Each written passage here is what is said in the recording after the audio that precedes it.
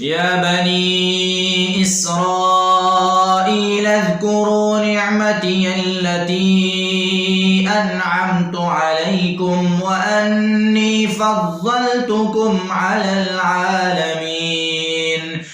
واتقوا يوما لا تجزي نفس عن نفس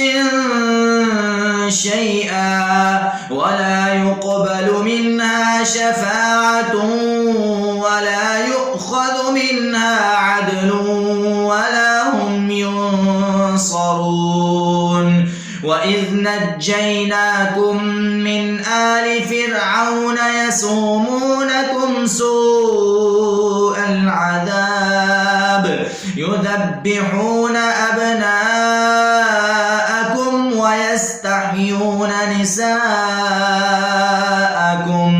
وفي ذلكم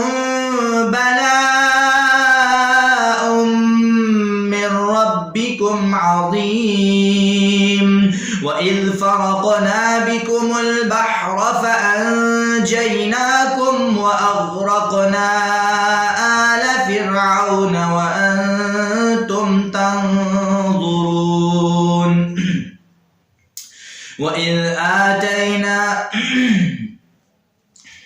وإذ واعدنا موسى 40 ليلة ثم اتخذتم العجل من بعده وأنتم ظالمون ثم عفونا عنكم من بعد ذلك لعلكم تشكرون وإذ آتينا موسى الكتاب والفرقان لعلكم تهتدون وإذ قال موسى لقومه يا قوم إنكم ظلمتم أنفسكم باتخاذكم العجل فتوبوا إلى بارئكم فاقتلوا أنفسكم ذلكم خير لكم عند بارئكم فتاب عليكم إنه هو التواب الرحيم وإذ قلتم يا موسى لن نؤمن لك حتى نرى الله جهرة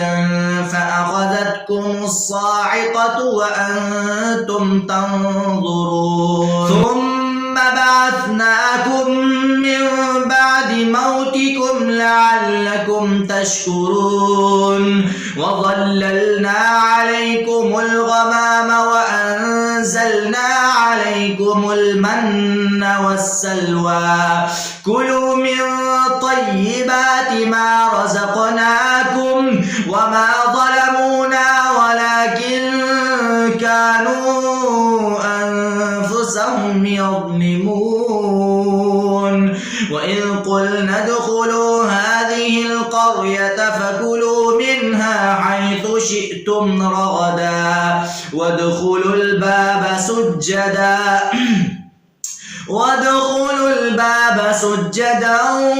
وقولوا حطة نغفر لكم خطاياكم وسنزيد المحسنين فبدل الذين ظلموا قولا غير الذي قيل لهم فأنزلنا على الذين ظلموا رجزا من السماء بما كانوا يفسقون